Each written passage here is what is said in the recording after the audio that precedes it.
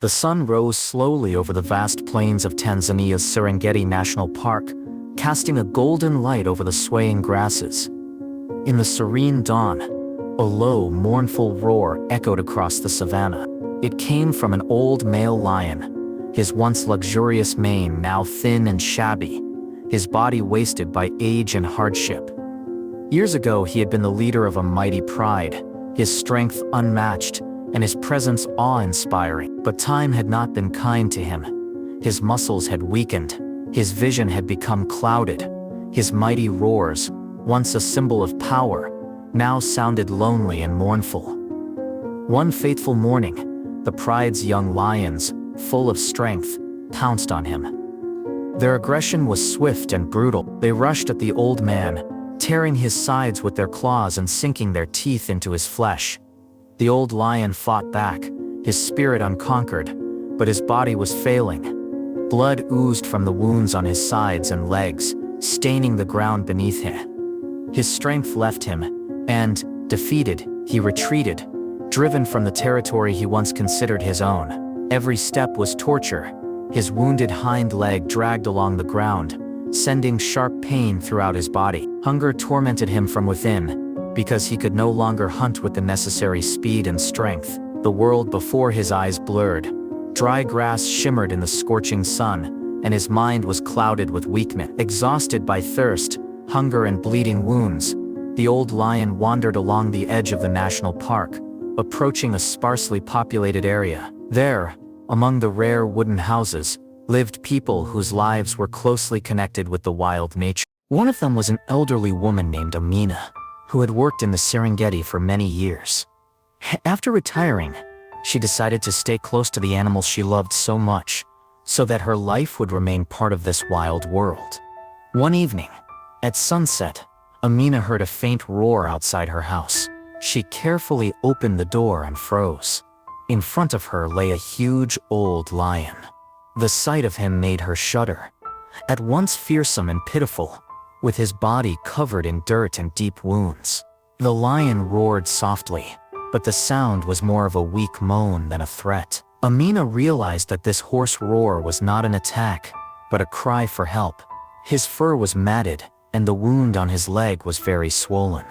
Despite her fear, Amina slowly retreated into the house and pulled out an old first aid kit. She weighed the risks.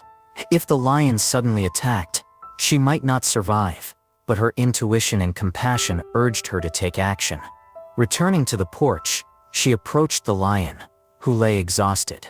His head tilted to the side. Amina began to carefully clean the wounds on his neck and back, clearly seeing the deep bite marks. "Don't be afraid. I'll help," she said quietly, trying to remain calm, as she had learned from years of working with animals.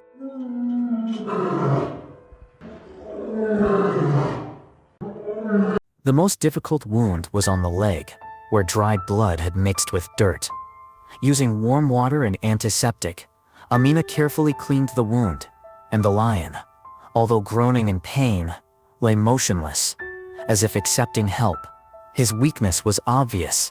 He was too exhausted to resist. Little by little, Amina wrapped the leg with a clean bandage, all the while watching his half-closed eyes for the slightest sign of aggression. When she finished, she sighed with relief, her hands shaking with tension and excitement. Back at the house, Amina called the Serengeti conservation team and told them what had happened. The staff were shocked to learn that the old lion had reached the residential area and promised to arrive soon with the necessary equipment. While she waited, Amina stood at the porch, worried that other predators might smell the wounded lion. The sunset turned the sky orange, casting the shadow of an exhausted lion across the wooden house. Amina looked at him with pity. Once the ruler of the savannah, now a broken creature lying at a man's doorstep. Half an hour later, a nature conservation vehicle pulled up, its headlights brightly illuminating the surroundings. The guards got out, carrying a tranquilizer gun and a large iron cage. The lion opened his eyes slightly, trying to raise his head, and let out a weak roar. Frightened by the light, his leg wound was bandaged, but he had almost no strength left. One of the guards took aim and fired the tranquilizer. hitting the target. The lion twitched weakly, but soon fell silent, immersed in sleep. "Ready," the guards shouted, quickly moving him into the cage. Amina slowly approached, touched the iron bars, and looked at the sleeping lion. Although their encounter was brief, she felt a connection with him, perhaps due to their shared age and vulnerability. The lion suddenly opened his eyes, looking at her as if in gratitude. Amina smiled and nodded slightly. The staff reassured her, promising to take the lion to a veterinary station in a safe zone.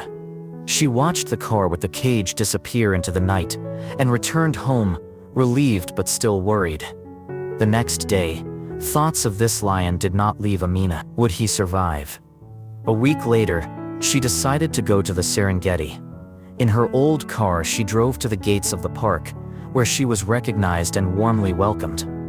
She was led to the safe zone, where the old lion was kept. Amina was worried about how the wound on his leg had healed. As she approached, she saw the lion standing by the steel fence. He looked healthier than before, and when he noticed her, he growled happily as he approached the fence. The bandage on his leg was fresh, and the old scars were beginning to heal. Amina slowly reached her hand through the fence, gently stroking his fur. The lion did not move away, but rather reached out to her, as if responding to the caress. One of the staff said, "We've been watching him all week. He's noticeably stronger." Amina smiled, feeling warm in her heart that her help had come in time. The worker added, "He probably won't be able to return to the pride, but we'll take care of him for the rest of his days." Her gaze softened. She understood the harsh laws of nature, but she pitied the old lion. The lion looked at her with cloudy eyes, as if understanding their conversation. Amina touched his shaggy mane through the fence and said softly, "I'm old too, but you'll be safe here." The lion gave a soft growl, as if in agreement. She remembered their first meeting, when he was on the verge of death outside her home. If she hadn't intervened, he would have died that dark night. Now he was safe, with food, medicine, and a place to recover. Amina was happy that she could give this old king a chance to grow old with dignity. She thanked the staff who took care of the lion, and they called her the bravest. Amina thought that despite her age, her love for animals remained the same. The lion blinked, letting out a calm sigh, and she put her hand on her heart, looking back at him with a warm look. After saying goodbye, she promised to visit him and bring him his favorite food. Coming out of the safe zone, Amina smiled, feeling at peace. She knew that the last days of the old king would be spent in peace, surrounded by care and respect. If you liked this story, like, subscribe to the channel, and click the bell. There are more heartfelt stories from the world of nature, people and their struggle for life ahead.